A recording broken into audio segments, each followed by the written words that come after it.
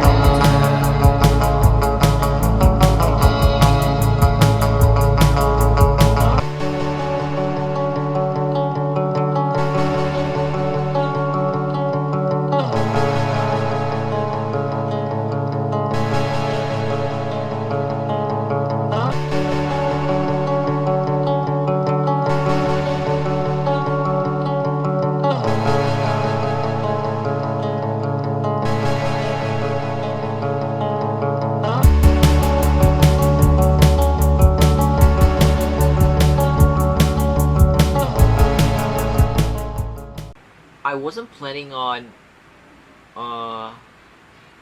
making this video. I'm gonna make a book haul for you guys of the books that my aunt have. So I have here 1, 2, 3, 4, 5, 6 vintage books. 6 vintage books that my aunt owns, and I'm planning on reading this, and they are romance, which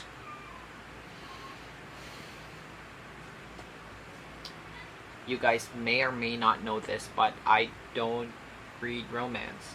It's just not my thing. But I was intrigued with the covers. So first is All Else by Betty Niels. Don't know what it's about. It's just the cover looks freaking stunning. Like, see that cover?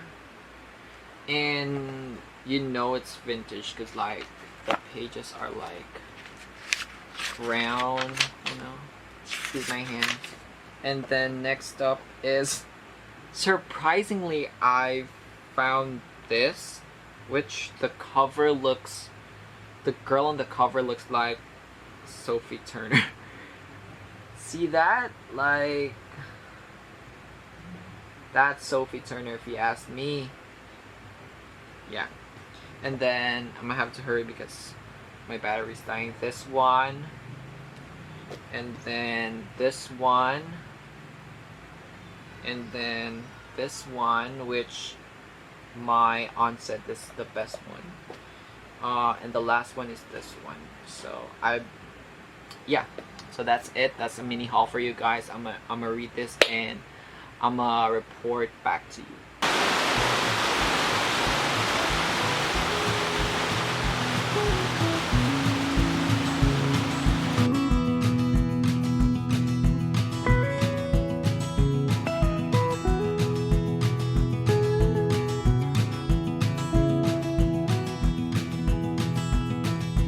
I don't wanna sit in a get with you, baby, tonight.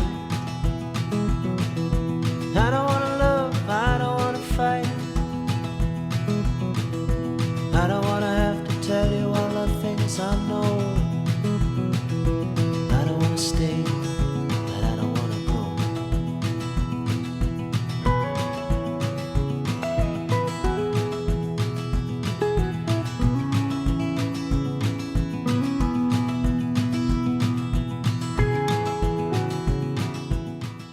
Hello, today is January 7 and I just finished working out and just got off a shower and I started reading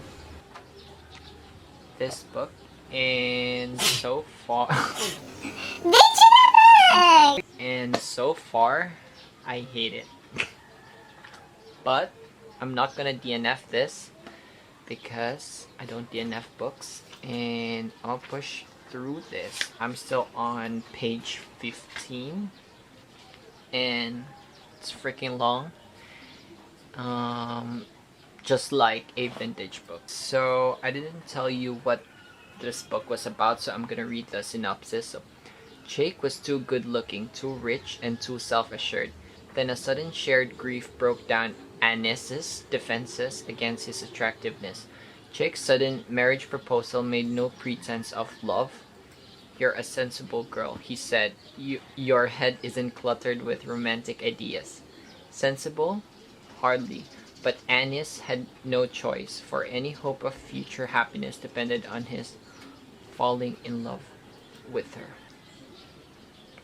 I didn't tell you why I'm hating this. First, it's because automatically the girl hates the guy, and the guy is immediately good looking, rich, owns like a huge business company, which is too unrealistic, dog. So yeah.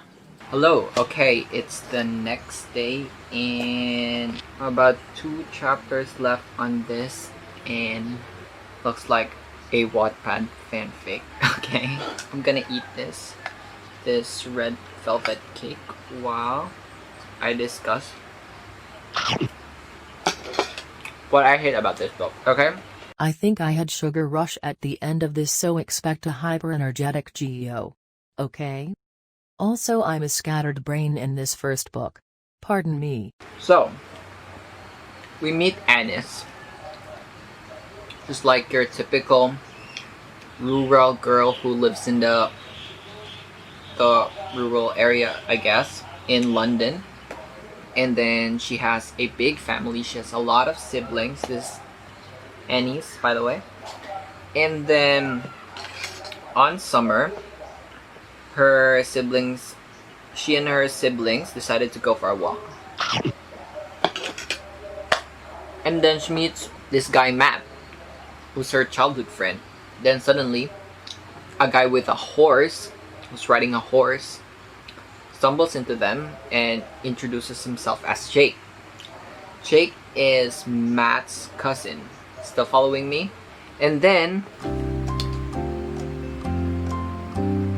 her parents invites Matt and Jake to their house for a dinner. And then the next day, Matt and his, I believe, aunt or grandmother visits Annie's house. And then the grandmother asks Annie, is it Annie? Forgot the name. Anis to accompany her in her big house. You know, basically a nanny job, but just accompanying the old lady. And Anis was like calculating her salary, and it's big. The salary's big, so she's like calculating all the things she could buy for her family, for her siblings, for her mom, for her father, and so she accepts the job.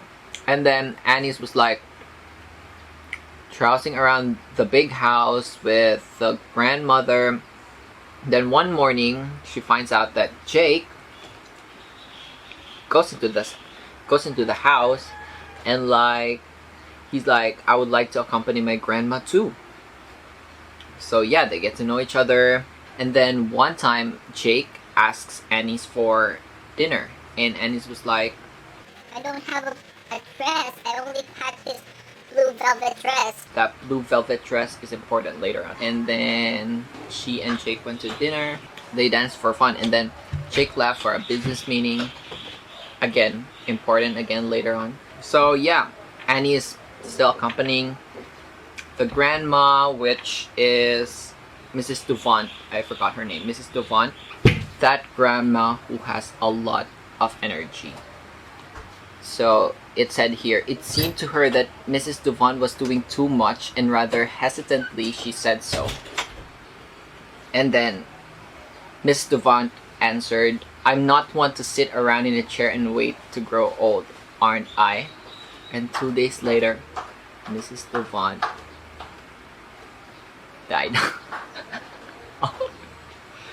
It's supposed to be tragic, but that made me laugh. Like, the foreshadowing was too soon, dog. So Miss Duvant made Jake the owner of the house, which is called the Baths. White people name their houses. Get into it. Days pass by, yada yada yada. And then the family, Annie's family, goes into the Baths for just to, you know, send their condolences. And then Jake was like, can I bring Anis with me still? Because there's still a lot of things to be done to the house. They still need to rearrange the jewels of this old lady. That's the type of rich lady I want to marry. And her mother was like, as long as it's okay to Annie's. And I was like, okay. After Annie's mother left, Annie's was like, Jake was like, there's not much here to do. I just want to spend time with you. Then after that, Jake was invited to dinner, to Annie's family dinner. And then Jake invited Annie's to have a walk after the dinner. And they went to the first place they met. And you won't believe the things that Jake said, okay? Jake was like, this is a perfect place to tell you this. Are you gonna marry me, Anis? You met this girl like for a week, 2 weeks tops, I think. Because I don't have a concept of time anymore. Take a note at this. She looked away from him to hide the disappointment in her face because he was being so matter-of-fact, so businesslike, but then wasn't their marriage gonna be that too? And this bitch, Anis, accepted the marriage. But on one condition. She's like, I'm not an easy to get girl. I have a condition, okay? Yes, Jake, I'll marry you on one condition. I don't know much about you. I can't even begin to. Well, I have to get used to you. And he replied, you'll have every opportunity. I'm going to be rather busy for a month though. But I suggest we get married soon. what? And then at the same time they were like discussing the wedding preparations. Take note, he just asked her to marry her, and now they're discussing wedding preparations at the same time that he asked her to marry him. So he said, could we keep the numbers down, family and close friends? Anis replied, of course. Father and mother couldn't afford a big reception anyway. and this guy, this dude replied, I'm a rich man, Anis.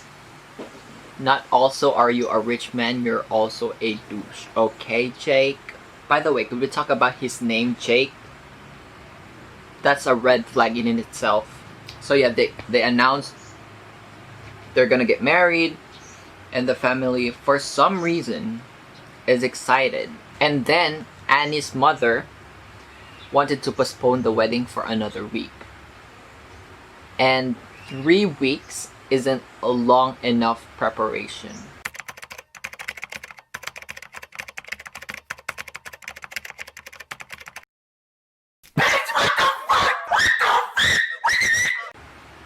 But by the end of the evening, Jake had everyone doing exactly as he suggested. This bitch is a psychopath, a sociopath.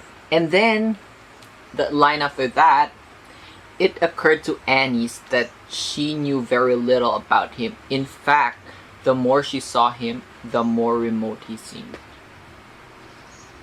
You're just realizing that now, after you accepted the marriage proposal. And then Jake asked Anis to visit his house with his parents.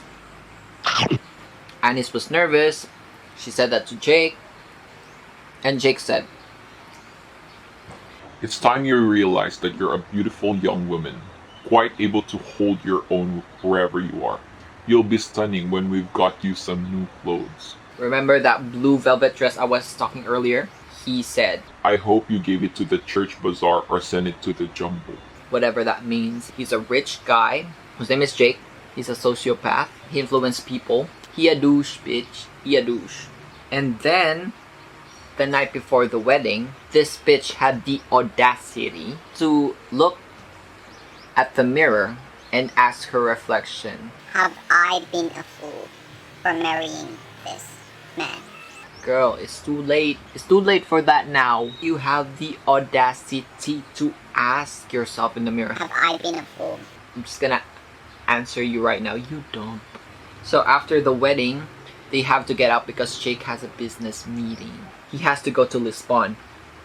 And he takes Anis with him. And it's the night of their like honeymoon. And then he's like, I have to go to a business meeting. And Anis was wondering if he would be free to spend any time with her at all. If you find a man who you've recently married and couldn't find time with you, girl, let me break it down to you. He's not the one. And please, leave, run, go to the police, and file a restraining order, okay? You are in danger. Just wanna say that you are in danger. Jake had a proposal. He would marry her and would give her 6 months for the marriage to work. And if Anis thinks that it isn't working, she's free to leave. So that was Jake's proposal and she accepted it, okay? And over the course of that proposal, Jake said they're gonna be friends. They're basically gonna be friends. So she realizes, Was it possible for a man to fall in love with someone he regarded as nothing more than a friend? is this bitch even real? Then why the frick would you say yes to the proposal? After she realizes that, Jake was like, I have to go now for a business meeting. Would you be okay here? Just order some food service to be delivered in this room. Because you're alone. and then as Anis was walking out of this one shop, she notices a cab and the window was open and she saw Jake with another girl beside him. And the girl was like laughing, looking at Jake.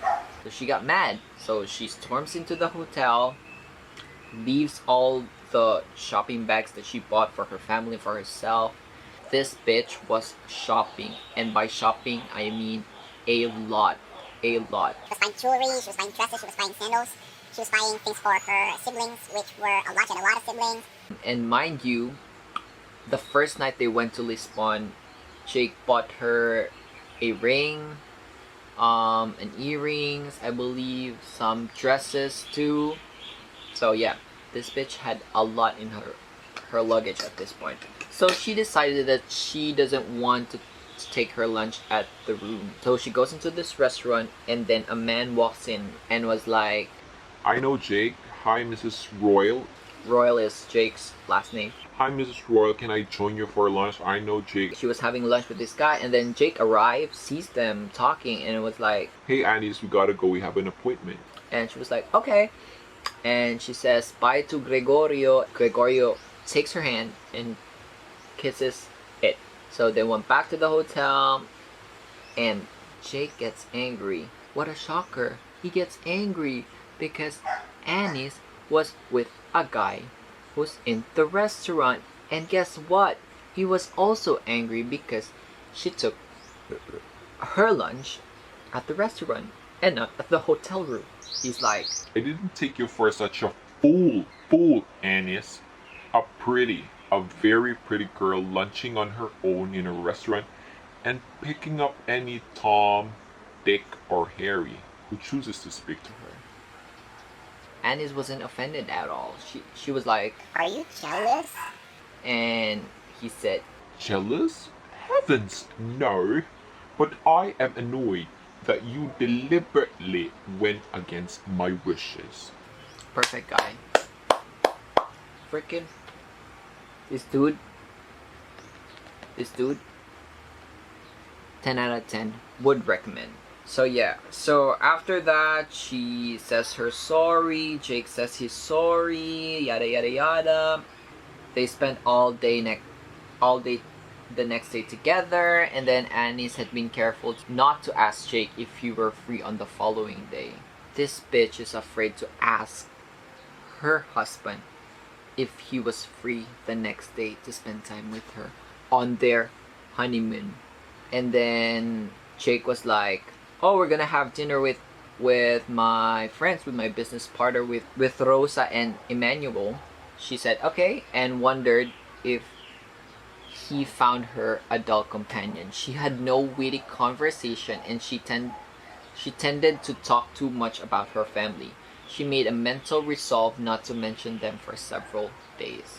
Jake is literally secluding this bitch. And then you know what she did after that? She wrote her family a letter talking about, Jake spent time with me all day. We were so close together. We bought a lot of stuff. if I could just slap this bitch to her senses right now, I freaking would. So yeah, yada yada yada. They had a dinner with a business partner, with Rose and Emmanuel, and then the next day, Jake told her he had no more meetings for 3 days, and suggested that they go on this road trip and spend the night on the beach. So she was like, Oh, please, Jake. That sounds lovely. When can we go? and he was like, now, Now? But I haven't packed yet. she said. Okay, you can have 10 minutes. But I have to poo, Jake.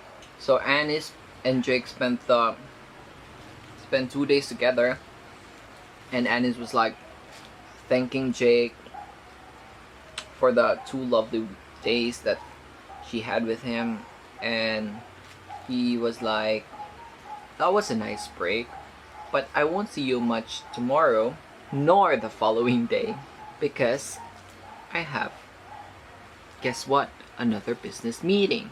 After that, he added, I expect you've got some more shopping to do. because that's what she only does, right? A girl only does shopping in her honeymoon, right? Days pass by, full of like shopping, full of dinners, and then they go home to Jake's house, and take note, Jake has a housekeeper with him, and Anis was trying to navigate the neighborhood, helping the housekeeper with ironing the clothes, cooking, and then they visit Annie's parents' house, so Anis delivers the gifts that she bought with him from Lisbon. So Jake was like, We have a lot of dinner things to do because I've got a number of friends who would want to meet you. and Anis was like, I'm not awfully good at dinner parties. you know what this guy said? You're pretty enough to get away without making any effort at anything. So you mean to say, Jake, as an ugly person like myself, I need to be a class clown to impress your friends. But if I'm pretty, I'll just have to do nothing because they're gonna be impressed because of my face. Make it make sense. 2 hours of contemplating my life choices later. I'm back and I just finished All Else Confusion, and what I got was just confusion. So where we left off, they were planning to Jake was planning to invite Anis to have dinner with his friends. It was successful, yada yada yada, more shopping. Anis has a problem because she shops a lot. So after the successful dinners, they were staying at their home, the Bats. So again, more shopping. This book was just a lot of Annie's going shopping, eating dinners, and then they were like staying for I believe a week on Annie's place. And then Jake was like, I need to go on another business trip in London. and Anis confronted him and said, Why won't you let me come with you? and Jake snapped. Ladies and gentlemen, he said, women don't use their heads. Man with the head and women with the heart. Man to command and woman to obey. All else, confusion. I just realized this now that Jake mentioned the title of the book. Not only is he a douche, he's also sexist. So Anis continues to live in her house because Jake was like, you need to spend more time with your family. And then Anis's younger sister went missing. Ooh, drama. Jake was there to save the day, and turns out the sister was like talking to some strangers because the strangers were like abusing a stray dog, and the sister was like, don't abuse that dog, my father is a very powerful man. And then she was kidnapped. So yeah, Jake saved the day, and then Jake went on to another business trip and left Annie's. Same old story, what's new? So at this point I'm just skimming the book because it's a lot of words, which is just the same over and over again. Annie's dialed Jake's secretary and asked where Jake is, and she's planning to go to that place and surprise Jake. You're still following me? She went on a plane to surprise Jake. Jake was there. Jake wasn't surprised at all. Anis was like, Wait, I need to tell you something. This isn't gonna work out. but Jake was like, We have another vacation to go to, honey. The place that we're going, there's not a lot of tourists there, so they went on their tourist thing, and Anis was like, This isn't gonna work out. This 6 months isn't gonna work out. I'm breaking up with you. on the last page, Jake's explanation was like, I love you, but I'm just trying to play it off cool. and so Anis was like, That explanation is good enough for me, okay? and it ends there. Freaking masterpiece, if I may say so myself. 1 star. It's trash. So I hope all of these aren't like the first book that I've picked. So maybe let's do this one.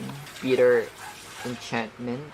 Maybe this would involve some magic, some witchcraft, make it interesting.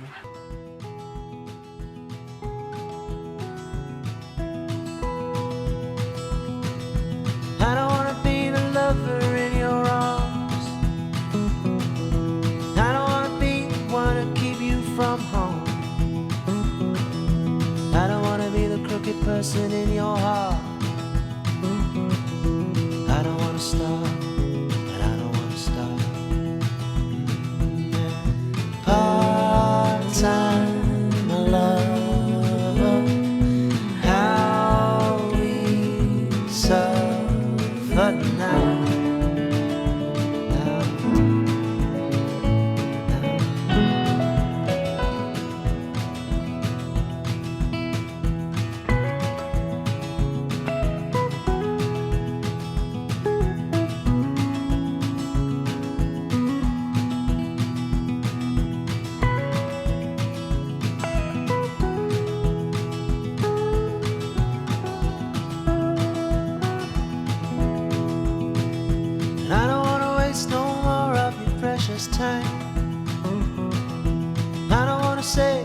everything will be fine. I don't wanna feel your tears on my skin. I'm a coward, baby, don't let me in. Part-time lover, how we suffer now.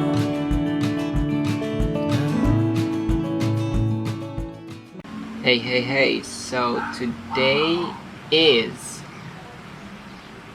January 11, and last night I just finished Peter Enchantment by Yvonne Whittle. I thought the first book was problematic, but this one takes it to a whole nother level.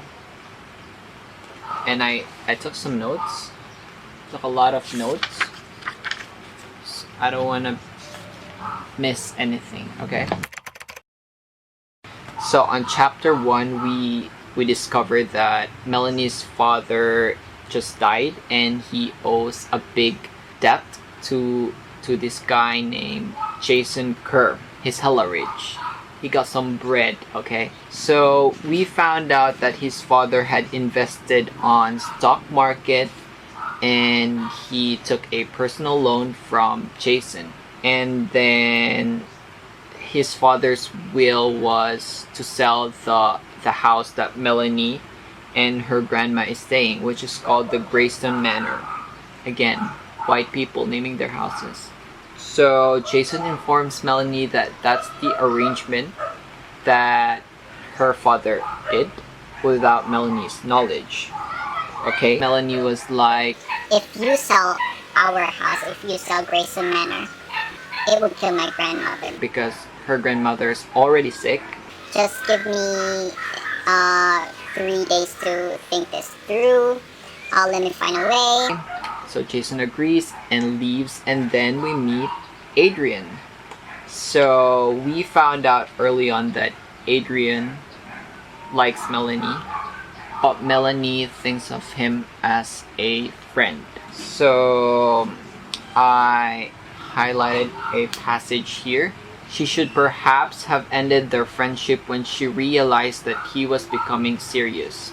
But after that, she needed Adrian's help, since Adrian is an accountant, to sort through her father's papers. And then Adrian leaves. However, as he leaves, he kisses her lightly on the lips. She should perhaps have ended their friendship. That would be important later. Chapter 2. Melody then goes into Jason's office to discuss the debt that her father has, and she says, I don't have any money. However, can you please sell the house when my grandmother eventually dies? Jason proposes a solution to Melanie. He could do that. However, he needs like a security that Melanie won't back down on their agreement. You know what he proposes? That he and Melanie have a wedding and make it official. And eventually, after a lot of pages of talking, Melanie accepts since she has no choice. And then Jason was like, Okay, the wedding's a week from now. that soon. And she tells Melanie that I'll call your boss and tells you you'll quit your job, and then let's go ahead and buy rings. then as they leave their office, Jason tells his secretary to cancel his lunch appointment with Miss Cunnings. That's important later on. Okay, so yeah, Jason buys Melanie 2 rings, an engagement ring and a wedding ring, and then Jason meets grandma, Melanie's grandmother, because he said that they need to make it convincing to her grandmother that they like each other. So yeah, grandma was obviously shocked since, you know, her granddaughter is marrying a dude who she've known for like maybe 2 or 3 days. Grandma asks Melanie if she wants it. Does she really want the wedding? And she says yes. Grandma congratulates Melanie. End of chapter 2. So chapter 3, Adrian finds out that Melanie and Jason are engaged because it's in the newspapers, because obviously Jason is a big deal. He got some bread. And then Jason calls Melanie and tells her that she has an appointment in the afternoon to Madame Lauriette. I said that in a French accent. Bitch, where? Because he wants his bride to wear nothing but white. And then Melanie was like, I can't afford it. but Jason was like, I can afford it, so why won't she ask for a lot and then sell it so she could pay the debt? This bitch dumb, bro. This bitch is so freaking dumb. If I were Melanie, I would be milking the frick out of this man, dude. So after that, they have dinner, and then Melanie asks him, Why in the hell would you want to marry me? Why did you propose that, collateral? and he's like, from the moment I saw you standing beside your father's grave, I wanted you. And when I saw you again later that day, I was determined to have you one way or the other. so you're telling me this guy sees this girl in her father's funeral, sets his mind that he likes her, so finds a way to blackmail this girl into marrying him. Call the police. Jason gives Melanie his mother's necklace to wear for their wedding, and Melanie was like, I couldn't wear that, that's too sentimental. but Jason was like, You should obey me. but then the night before the wedding, someone calls Melanie, and this caller, this girl says, Jason will leave you eventually. That marriage is just temporary. And Melanie was like, No, he loves me. something like that. We found out that that caller was Delia Cummings, the appointment that Jason had on chapter 2. So the ending line for Delia was like, bye darling, and do enjoy your wedding. The memory will be all you'll have left in time. And then she ends the call like a freaking bad bitch. So chapter 4, the wedding went smoothly. They went back to the Greystone Manor to say goodbye to Melanie's grandma, since for their honeymoon they decide to go into this place that Jason owns. So it's a 5-hour drive from the manor, and it's starting to snow. As they were driving, some rocks fell on the mountain and they had to stop. It didn't kill them though, because that would make my life easier if it did kill them. So we have to go through the pain of reading more chapters from the book. So they have to hike to go to the chalet. If you don't know what chalet means, like me, it's another term for a cabin.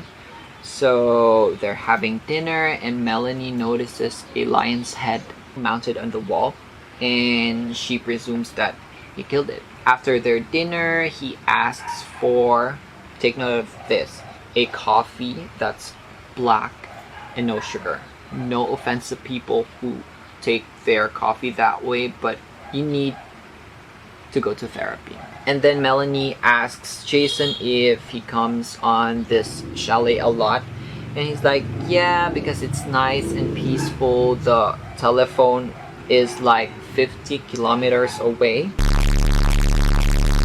Then Jason kisses Melanie and tries to have sex with her, but she denies. She pushes Jason away. Jason snaps, so he wants to have sex with this girl.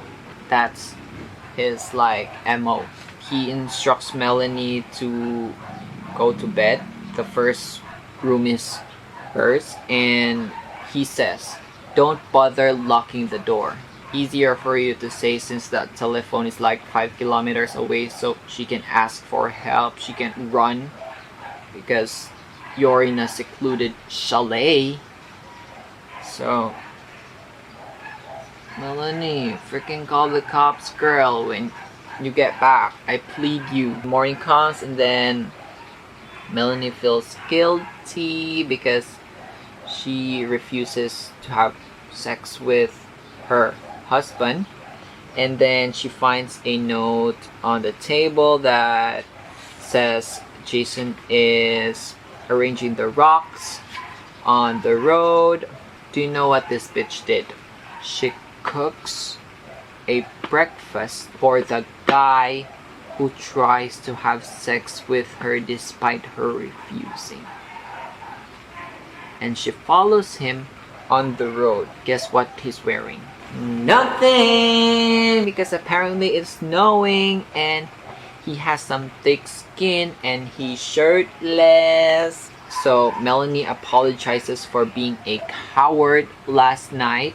And then she says, I hope we work this out in the future someday, maybe in the coming days. And then they eat their breakfast on the shade of a tree. End of chapter 4. They started living at Jason's penthouse. Jason leaves because he has work stuff and he says he wouldn't get back until later that evening so she could eat on her own. So Melanie tours his place, and as he was going to Jason's bedroom, he notices 2 rifles mounted on the wall. Rifles. Guns mounted on the wall. We are going to pretend we didn't see that. So, morning at breakfast, Jason was like, What do you want to do today? Melanie says she has to go shopping since the cupboards are practically empty. And he's like, Buy some things and just have the account sent to me because I'll pay for it. and then he gets his check, writes something, and gives it to Melanie and says, This is for your personal use. and she looks at the check. It doesn't say the amount, but according to the book, it's more than 3 months of salary put together. Instinctively, she refuses, but Jason was like, What you do or don't want is of no concern. Take that. so Jason leaves, and she was staring at the check, and she was like, there was only one thing she could do. And I was like, yes, we are finally finessing this guy. We are finally saving up enough money to get the hell out of this toxic relationship. Guess what she did? Hesitated briefly. She ripped it to shreds. She ripped it to shreds. And then she goes to the Greystone Manor and she finds out that her grandma is dying. Apparently her grandma doesn't respond well with the medication from the doctor, so she's apparently dying. And then as she heads out after shopping, she finds Adrian. And Adrian finds out about the arrangement Melanie has with Jason from an unknown source. So Adrian confronts Melanie about, is it true that you're marrying this guy because you have a debt? And Melanie gets offended, she walks away, and then Melanie goes home. Jason tries to have sex with her again, and again she denies him and she refuses. She keeps pushing him away, and then she snaps. She's like, You're arrogant, self-opinionated, and I hate you. If I could wish for anything, I would wish that I never set eyes on you. Guess what Jason does? He gets angry and he says, I'll let you go when I've had my say. I could have you now if I wanted to, and I'm willing to bet that you wouldn't offer much resistance either. so he's confident that he could force himself on her that time, and he's confident that she wouldn't resist. Not only was he planning to force himself on her, he's also confident that she'll like it. They leave it at that, and then at night, Melanie doubts herself. She was like, What's happening to me for a moment out there? I actually wanted him to make love to me.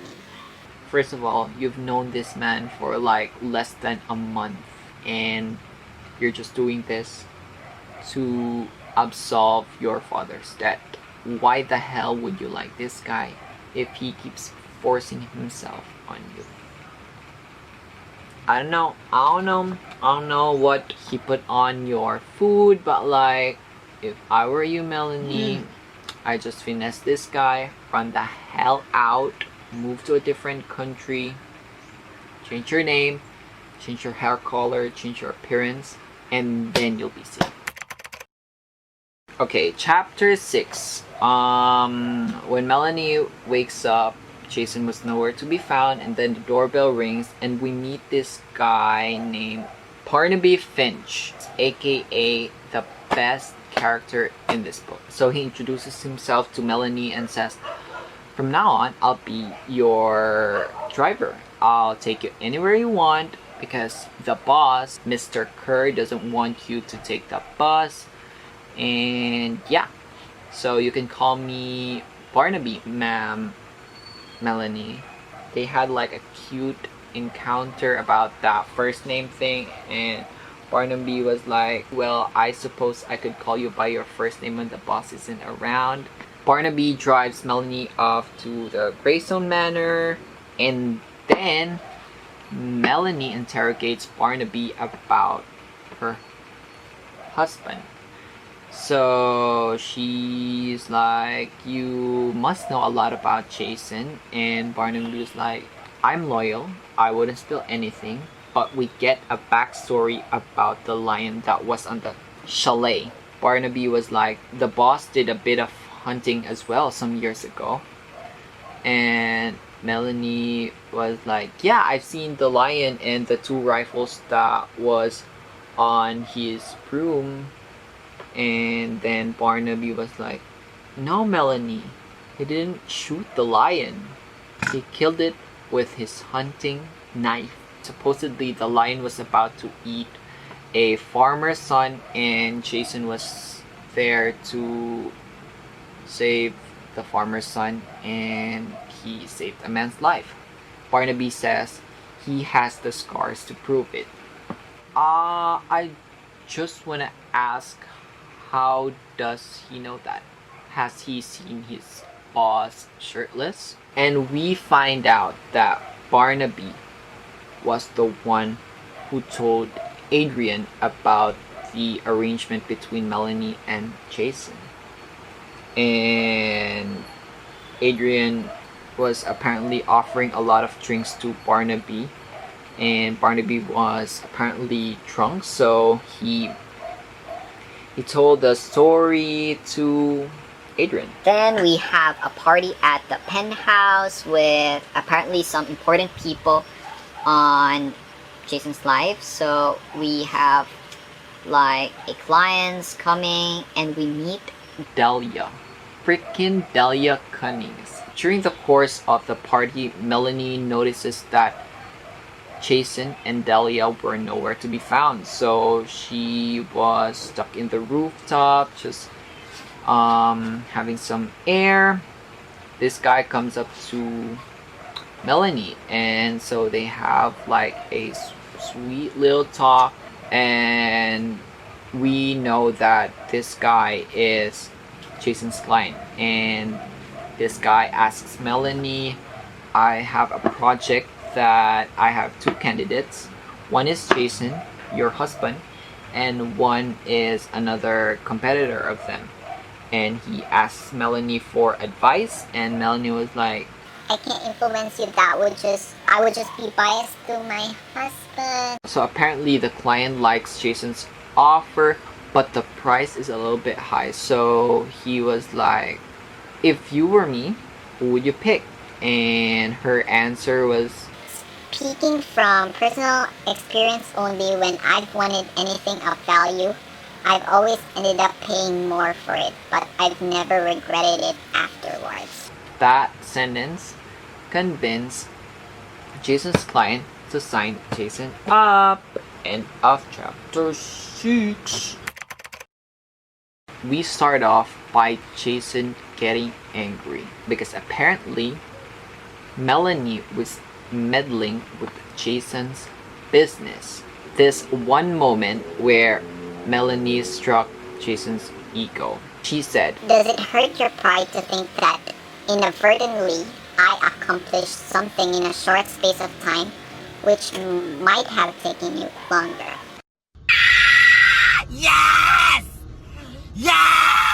Jason snapped and he replied, When it comes to business, Melanie, I prefer doing my way and not from behind a woman's skirt. a sexist mother trucker. So Melanie was explaining that the client was just asking for her opinion and she was just giving it to him, and it led into an argument of Melanie not fulfilling her obligations as a wife to please Jason, because obviously that's just what the wife should do, please her husband. So the next morning Jason leaves, and then Adrian meets with Melanie, and he was like, I know you don't love me, but let's just spend the time together just once more, just to say goodbye. They had lunch together, and Adrian drives Melanie home in the penthouse, and so he says, take care of yourself, my sweet, and then he kissed her gently on the lips. She didn't think any of it, but then suddenly they hear a voice. Am I interrupting? And it's Jason looking directly at them. Obviously, Adrian says his goodbye, says his hello to Jason, and then leaves. And then, guess what Jason says to Melanie? He says, I could strangle you. He muttered through clenched teeth, and his voice grated along her nerves. What more signs do you want? If I were Melanie, I'd be packing no, not even packing, just getting the hell out of there right now. This is where the trigger warnings come in. So he's so angry that he strips her, he holds her down, he pins her onto the bed and forces himself on her. And she was literally crying a lot, and she was like, please don't do this, not in this way, not like this, not when you're angry. And he just keeps stripping her down, and after like a few minutes he didn't continue, because he was like, If there's one thing that doesn't appeal to me, it's making love to a woman who's weeping at the thought of losing her virginity. and he added, Or is it perhaps that you're just plain scared I might find out you've lost your virginity already? so after attempting to I'm not gonna say that word, after attempting to her, he insults her. It ends like that. And then the morning came, and then again Jason was gone. Melanie visits her grandma again, and then Melanie comes home, And then Jason says he's sorry. Melanie explains that that was just nothing. That kiss meant nothing to her. They're just friends. Apparently, friends kiss each other. And she says, What about Delia? You went to her apartment. You maybe found the pleasure on someone else rather than me. and he says, If I can't believe that there was nothing but friendship in that kiss last night, then why can't you believe that I didn't make love to Delia?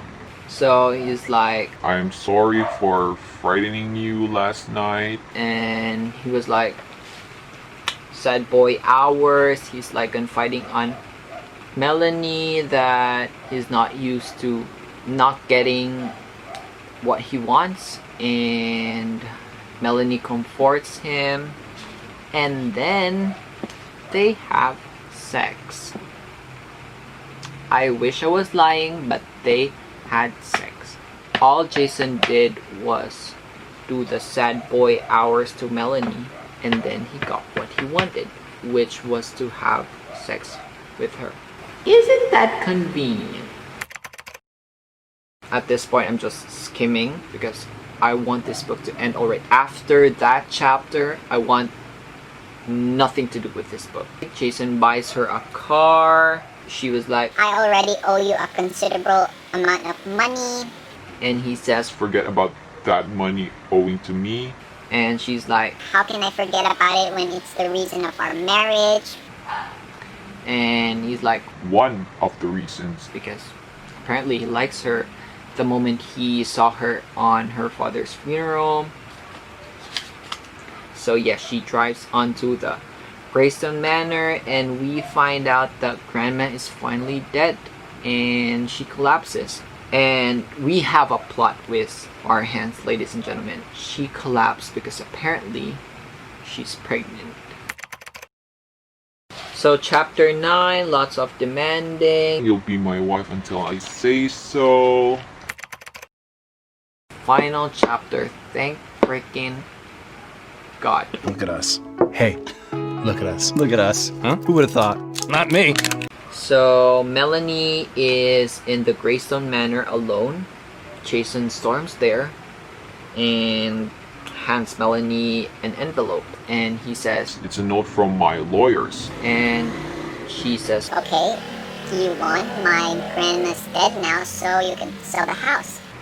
and he's like, All the debt has been paid, on one condition though, that we stay together for better or worse.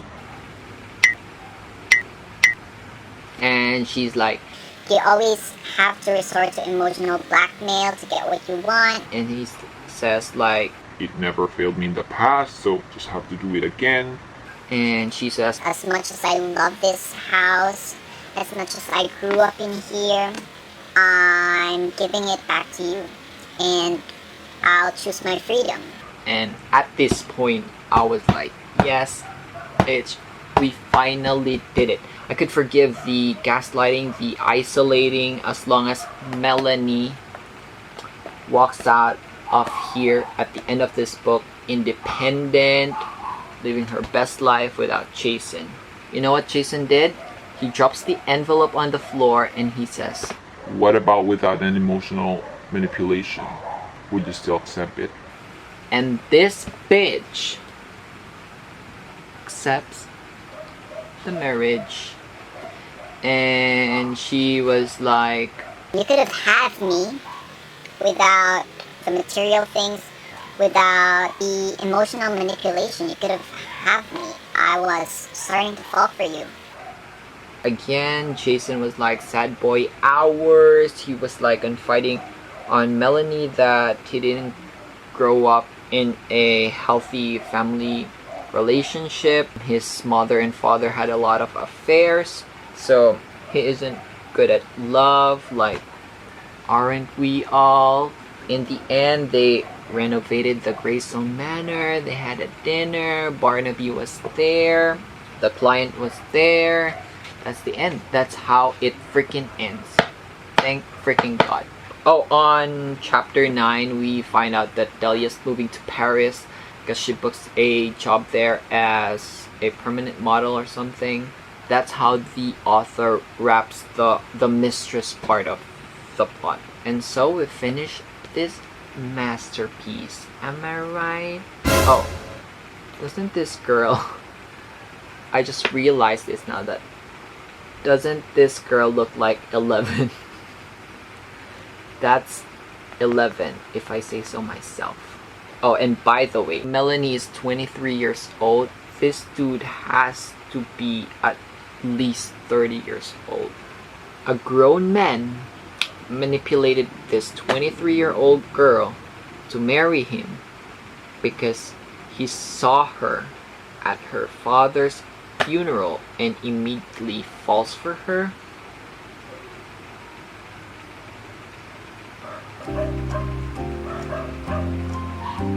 We interrupt your programming for some unboxing. Okay, this just turned into an unboxing video all of a sudden because my package arrived and paid a lot of money on this. It's apparently, not apparently, it's the first edition of Stephen King's It, and it's the first print, so it costs a lot of money. It's, I believe it's $65 for this. And yeah, so this is my first Stephen King book, and I'm finally reading Stephen King, guys.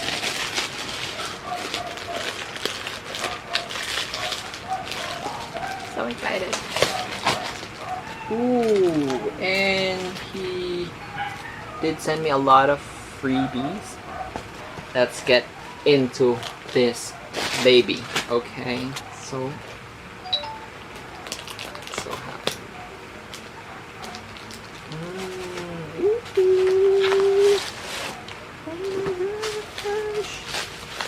I did a lot of research on how to identify a true Stephen King first edition. I think I got a pretty good deal.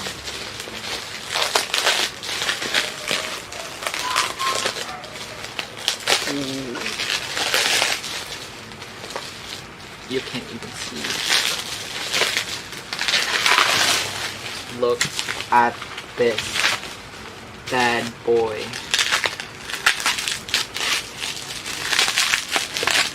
Some ASMR moment.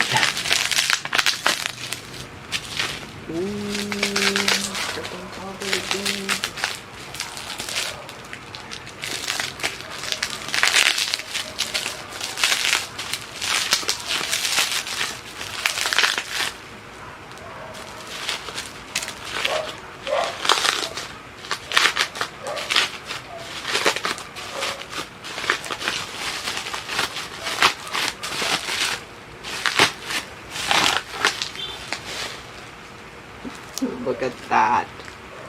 Look at that. And it still has the price on here, and the original price. Apparently that's one of the indicators that this is a first edition with the first print. Open it up. Oh my god. Oh my gosh.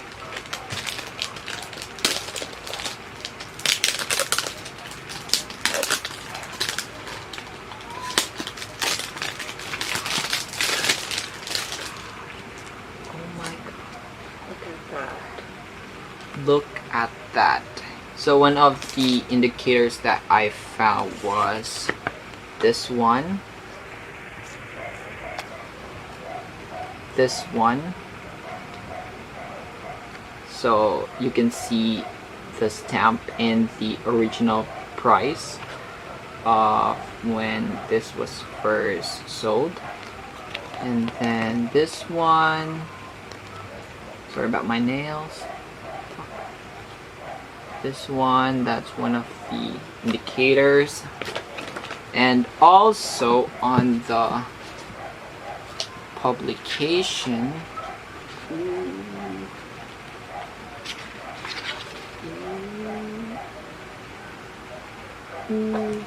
that's so cool. This is so cool. One of the publications says, oh, I don't want to ruin this book. Look, I don't know if you could see, you could not.